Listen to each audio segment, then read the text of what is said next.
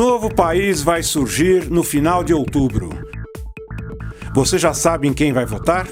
Sabe como se comportou cada deputado nas votações mais importantes? Tão importante como eleger um novo presidente será eleger um Congresso representativo. E a maioria dos deputados federais atuais são candidatos à reeleição. Há uma hipótese de que o índice de renovação do Congresso será muito inferior à média das últimas legislaturas, que é de 49%. Os deputados querem voltar a seus cargos mesmo depois de votar reformas que prejudicaram os trabalhadores.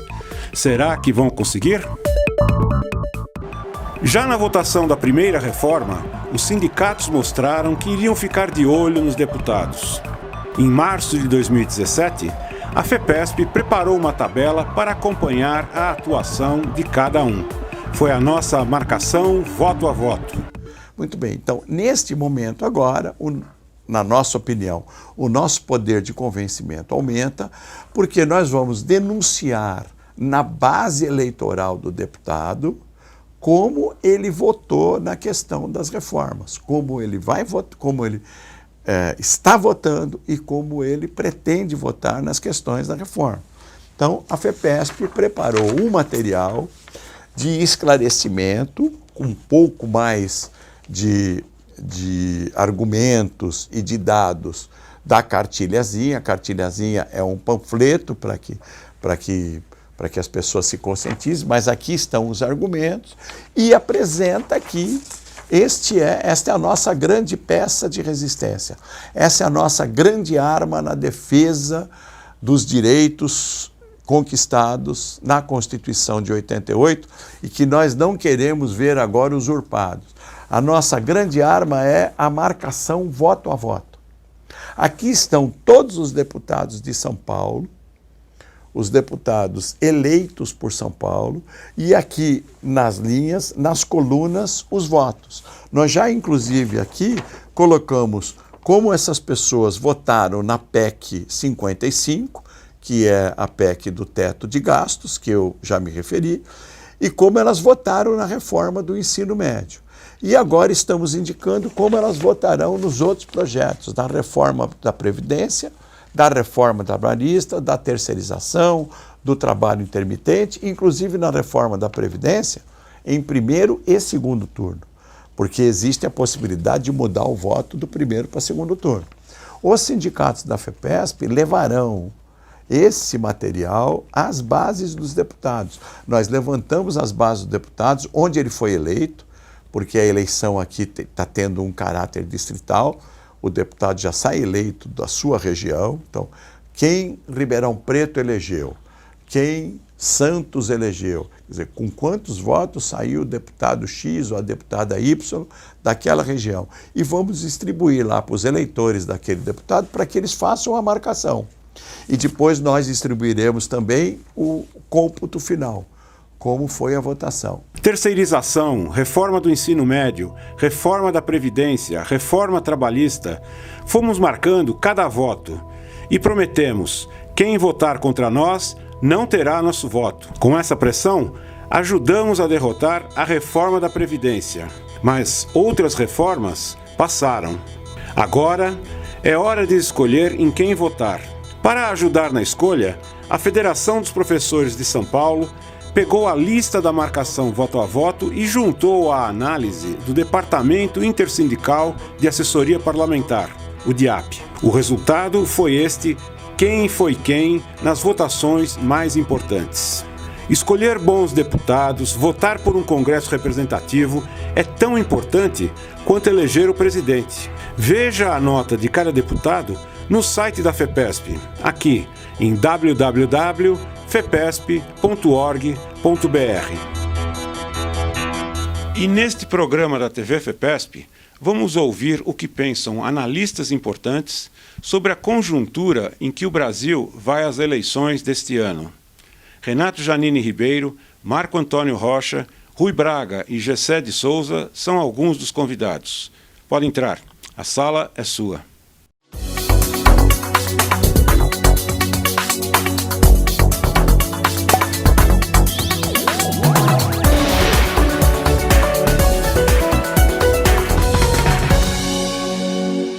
ambiente das eleições 2018 é marcado pela polarização. Como chegamos neste ponto? O filósofo e ex-ministro da Educação Renato Janine Ribeiro tem um ponto de vista a respeito. Olha, essa é uma grande questão, talvez a mais importante a ser colocada hoje, porque nós temos um período desde 1980 e pouco em que caem as ditaduras comunistas da Europa de Leste, caem as ditaduras direitistas da América Latina e aumenta também o poder de compra dos mais pobres, reduz-se a miséria no mundo, no Brasil com um governo de esquerda, mas em outros países com governos que não eram de esquerda, também isso aconteceu. Então parecia que havia uma consolidação da democracia, e de uma democracia que não são apenas palavras, apenas liberdades de classe média, de elite, no sentido de liberdade de expressão, mas que afetavam a própria inclusão social, o próprio direito a escapar da miséria, a tornar a própria pobreza uma coisa obsoleta, como aconteceu em vários países da Europa Ocidental e da América do Norte, em que não só a miséria acabou, mas a pobreza também foi extremamente reduzida. E parecia que era esse o caminho. Creio que no Brasil o momento em que isso parecia bem consolidado foi 2013, quando teve as manifestações que davam por princípio que estava consolidada a democracia, que eu chamei de primeira agenda democrática do Brasil, consolidada a estabilidade monetária, que eu chamei de segunda agenda, e a inclusão social, a terceira agenda, como eu chamei, estava bem adiantada, tinha crescido muito com o governo Lula e continuava com o governo Dilma. E aí as manifestações de rua, elas propugnavam o que eu chamei de quarta agenda democrática do Brasil, que era a melhor qualidade dos serviços públicos, transporte coletivo, que foi por onde tudo começou, educação, saúde e segurança. Porque um problema grande que muita gente sente no país, é um problema que afeta sobretudo a classe média, na verdade, é que você paga impostos para ter segurança pública, saúde pública, educação pública, transporte público, e depois você tem que pagar uma segunda vez, pagando um seguro-saúde, pagando uma escola privada, pagando um vigia no condomínio ou na rua e comprando um carro. Então, essa sensação de um fracasso do Brasil na prestação de serviços públicos é o que suscitou, a meu ver, a força das manifestações de 2013, mesmo que depois tenham sido sequestradas por uma pauta direitista.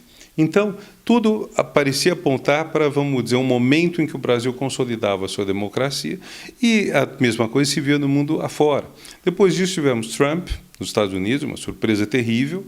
Depois deles terem o primeiro presidente negro, eles têm um presidente que está na beira do fascismo, quer dizer, não é fascista, seria um absurdo dizer esse termo, mas é alguém de extrema direita, extremamente despreparado, levando uma agenda perigosíssima para o mundo.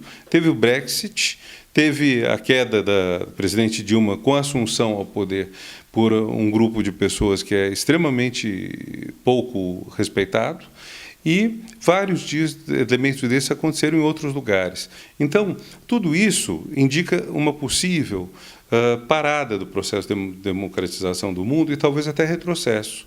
Agora, se a gente olha numa escala dos últimos 500 anos, há um constante avanço dos direitos.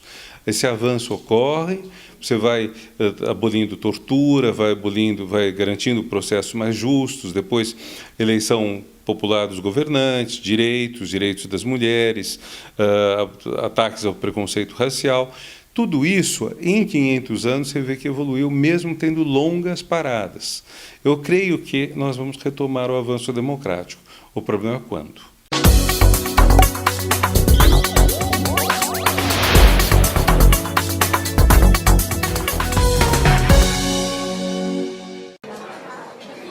Você já viu comida sem sal? Alimenta e até dá para comer, mas está faltando alguma coisa. Vai deixar furar fila na sua frente? Vai sair na chuva sem guarda-chuva? Não, nada disso. Nada disso funciona e todos sabem muito bem. É assim também com a defesa dos seus direitos. Quando todos se unem, defendemos nossos direitos. Mas, sem sindicato, você fica sem direitos. Sem a sua colaboração, você não tem sindicato. A sua contribuição é o sal que tempera a nossa luta. É o seu guarda-chuva na tempestade. Avise o seu colega. A contribuição ao sindicato é o que garante os seus direitos, agora e sempre. Se a escola pedir para assinar papel se opondo à contribuição, já sabe. Eles querem ver o sindicato fraco. Eles querem ver você fraco, na chuva, sem sal. Contribua com vontade. Sindicato garante direitos, você garante o sindicato.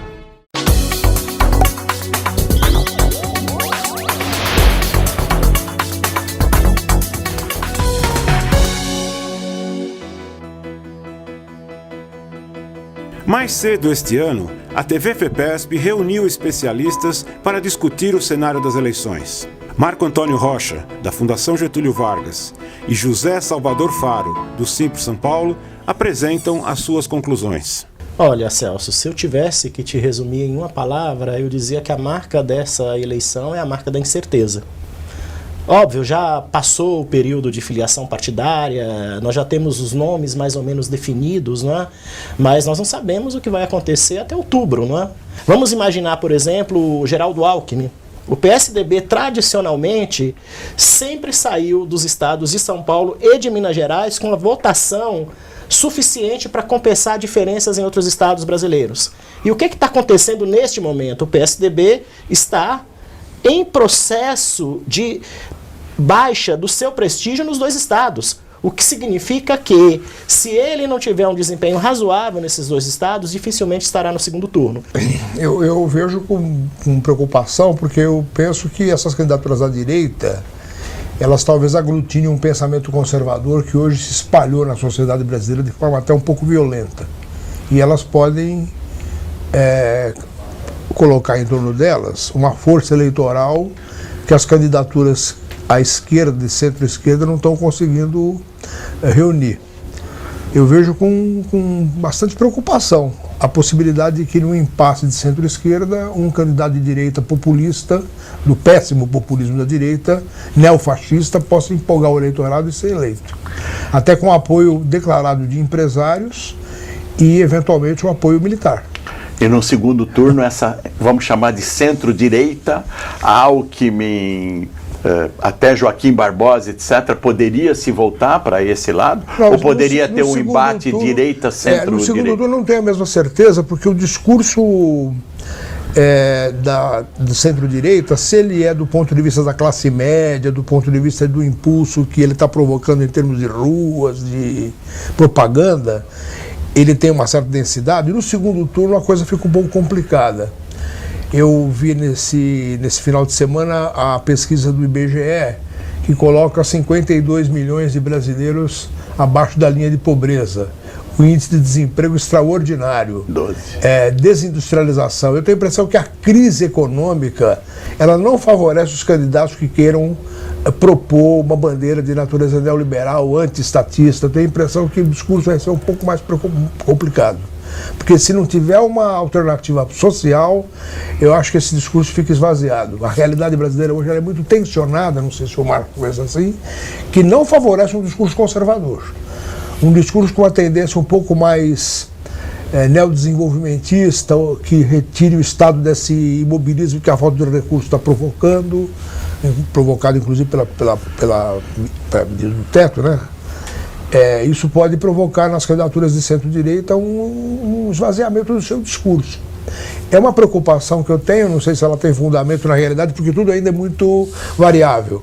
Mas eu acho que não encanta o eleitorado que está passando por essa crise que o Brasil está vivendo, essas propostas conservadoras não encantam muito, não. Queria a sua análise sobre isso, Marcos, sobre essa questão que o Faro colocou aqui na roda. Então, eu acho que nós temos que entender isso, como bem o Faro colocou, a partir do momento que a gente está vivendo, né? E é um momento que começa, digamos assim, talvez a partir de 2013, tá? Que você começa a ter um tensionamento de rua muito grande e poucas respostas do ponto de vista de projeto de Estado a esse tensionamento. O que permitiu, na medida em que você não confrontou projetos, com que emergisse lideranças e personalidades também sem projeto, mas com a retórica, digamos assim, muito simplificadora, oferecendo respostas absolutamente fáceis, né? Como se fosse fácil resolver este problema. Agora, pegando aí esse conjunto de candidatos que você colocou, mais do centro para a direita... E eu te interrompendo um pouco, aí coloca a peça Temer no meio, no meio desse angu todo aí. É aí que eu ia chegar, não é? Sim. Ou seja, o projeto do Temer, ele não vingou. Porque ele só vingaria se nós experimentássemos um crescimento econômico muito rápido, que se refletisse numa geração de emprego em termos numéricos também correspondente, não é? A economia, ela experimenta um processo de alavancagem, mas gerando emprego precário, que também é absolutamente insuficiente. Então, como o governo Temer não ofereceu resposta, e ao mesmo tempo a chegada dele frustrou aquela expectativa de vir um governo de probidade, que não repetisse problemas, que, de certa forma, os grupos que apoiaram o processo de impeachment da Dilma acabaram, de certa forma, alimentando essa expectativa, promoveu uma frustração geral.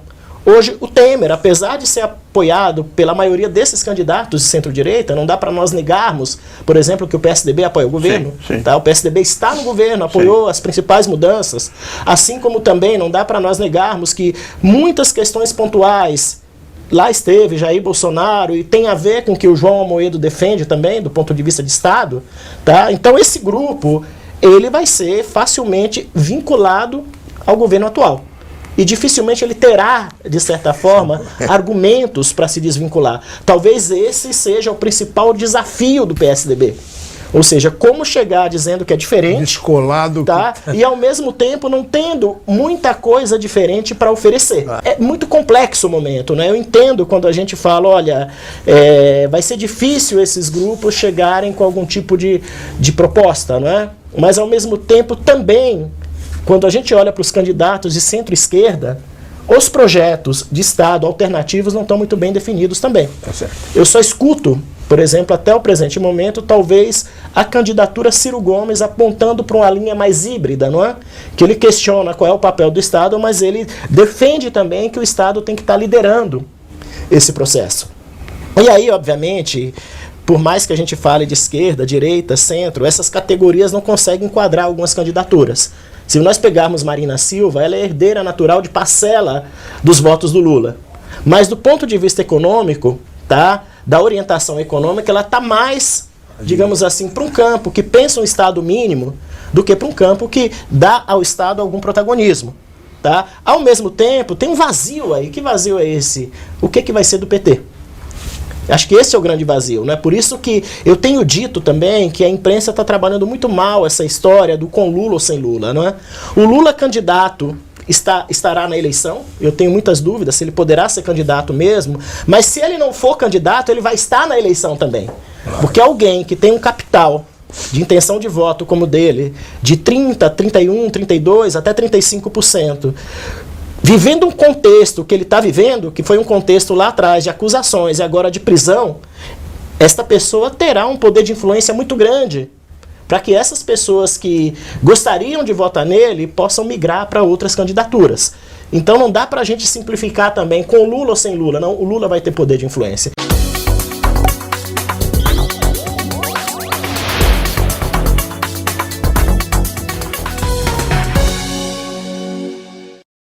Você sabia? Se a escola te dispensar hoje, ela paga todos os seus salários até o fim do semestre. Paga tudo, até o último dia. Essa é a sua garantia semestral de salários. Sabia disso? Os seus filhos têm direito à bolsa de estudo na escola em que você leciona. Janelas entre aulas são pagas no mesmo valor da sua aula normal.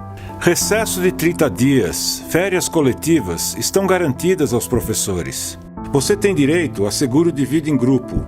Professor admitido agora não pode ganhar menos do que quem está já na escola. Professora que deu à luz tem 60 dias de estabilidade depois que voltar da licença.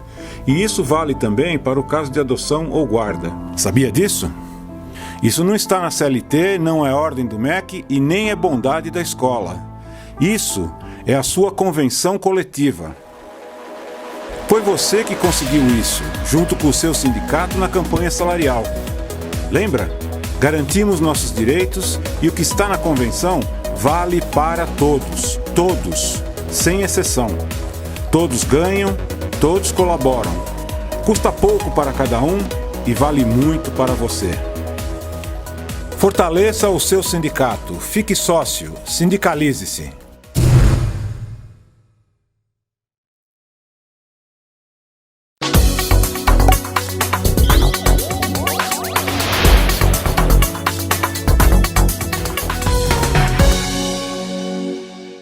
O pêndulo dos votos parece estar entre os eleitores mais prejudicados pelas reformas do governo Temer e os que temem a volta de um estado de bem-estar social. Sobre isso, a TV FEPESP ouviu o sociólogo Rui Braga, autor da obra A Rebeldia do Precariado. A primeira questão, como não poderia deixar de ser, é relativa ao conceito de precariado. Por favor, dê uma explanação para a gente sobre este conceito. De uma maneira bastante sintética, Celso, eu diria para você que o precariado é aquela fatia da população que transita, que oscila entre, por um lado, a intensificação da exploração econômica, conforme, enfim, o desempenho da economia, né? E, por outro lado, a ameaça mais ou menos permanente de exclusão social, quer seja através do desemprego ou do subemprego. Então você tem uma parcela da população que ela oscila, né, entre a intensificação da exploração econômica nas empresas, no mercado de trabalho e, por outro lado, a ameaça da exclusão social. É uma parcela composta majoritariamente pelos setores precarizados da classe trabalhadora. No entanto, com o contexto da crise econômica, nós temos percebido que o setor, né, do precariado brasileiro ele tem recebido cada dia mais indivíduos, grupos, né, originariamente de setores médios urbanos, né, que acabam atravessando um processo de proletarização e se acantonam no precariado. E isso mostra a profundidade da nossa crise atual, seja uma parcela principalmente jovem das classes médias, né, inclusive setores médios tradicionais, que adentram o precariado. Faro, você tem alguma questão que gostaria de colocar? O que me chama a atenção no título do seu livro, que vai ser lançado recentemente, é essa ideia de rebeldia. O que você quer dizer exatamente com isso? O precariado é uma camada que está vivendo em condições inseguras, precárias, como o próprio nome diz, de trabalho. Isso significa que ela tem um potencial de contestação desse sistema que gerou isso? Ou a rebeldia diz respeito a um outro tipo de atitude que a gente não está conseguindo identificar ainda?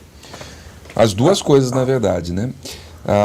No livro novo, né, A Rebeldia do Precariado, eu procuro analisar, a partir da comparação entre 3 países, o Brasil, a África do Sul e Portugal, o comportamento político desse setor mais precarizado a partir do advento da chamada crise da globalização. A crise da globalização é esse processo inicialmente de crise econômica que vai, vamos dizer assim, se desenvolvendo como uma crise política, uma crise social e uma crise de integração das sociedades nacionais em diferentes contextos, né, a partir de 2008, e que tem como um dos seus efeitos principais, é um pouco essa minha contribuição no livro, ou seja, muito se fala de crise da globalização, mas pensando sempre a questão do comportamento econômico, né? Normalmente associado aí ao PIB dos diferentes países, ou mesmo a questão do aumento do desemprego e assim por diante. E como é visto esse precariado? O pesquisador Gessé Souza, autor do best-seller A Elite do Atraso, tem a resposta na ponta da língua. Que é o ódio ao pobre. O ódio ao escravo, no caso, né? E nós temos aqui, né? Eu estudei isso empiricamente durante muito tempo, uma espécie de ralé de novos escravos que é explorada pela classe média, no caso, né? Que se vangloria de ser moral e tal, porque sai à rua contra a corrupção no Estado. Um sistema político foi montado para ser corrupto. Por quê? Porque foi montado para ser comprado pelo mercado, pelos oligopólios do mercado, pelos atravessadores financeiros do mercado, né? Ou seja, foi montado. É para isso, quem quiser participar desse jogo vai ter que entrar na corrupção, senão você não vai conseguir efetivamente competir pelo poder. Ou seja, então o jogo está todo armado para que esse mercado, que é quem é o grande corruptor, né, jogue a culpa no aviãozinho, que eu gosto muito dessa metáfora do nosso capitalismo com o tráfico, né? Ou seja, a boca de fumo, que são os oligopólios, e a intermediação financeira, ninguém toca nele, como a polícia não toca nele, por exemplo, pega só os aviãozinhos do tráfico, e os aviãozinhos do tráfico são os nossos políticos que ficam com 2 ou 3%. Né? Então a atenção da mídia toda jogada para isso, né? Nos faz de imbecis, enquanto a elite agora está saqueando o país, vendendo a água, vendendo o nosso petróleo, vendendo o nosso futuro, etc., né? Sem que ninguém esteja percebendo isso. Né? Por quê? Porque foi criado, né, um mecanismo midiático de nos fazer de imbecis, não é isso? Que é a fase moderna dessa dominação escravocrata que nós temos até hoje. Né? A maior bloqueio à democracia brasileira é a nossa imprensa. Né? E a Rede Globo fez muito mais mal do que todos os roubos montados, né, reunidos, seja ao Estado, seja do mercado. Né? Porque aí você, né, abre espaço para quê? Você abre espaço, né, para que a raiva e o ressentimento que o pobre, num país como o nosso, sente, e que é justo, que ele sinta, né? Óbvio, ele é humilhado o tempo inteiro, né? Que ele não tem o quê? Que ele não tem uma expressão política para esse ódio. Sem expressão política para o ódio fica enquanto tal, ele é puro ódio, né? Então você cria quem? Quem é o filho da Rede Globo, mais, enfim, o filho dileto desse ataque? Jair Bolsonaro. Né? Porque se criou espaço para esse tipo de figuras, né? que nadam de braçada no ódio puro, né? Sem que seja uma expressão política, sem que isso atinja uma racionalização e uma crítica que a atividade política exige, entende? É verdade. Muito bem. Quando o papo é bom, a conversa flui rapidamente e termina logo, infelizmente. Aproveito aqui agora esse instante final para agradecer novamente a presença do G7 Souza e a presença do Maringoni. Obrigado principalmente a você que nos prestigia. Continue colaborando conosco, contribuindo, criticando, sugerindo. fepesp.org.br e até o próximo Sala de Professores. Até lá. Muito obrigado.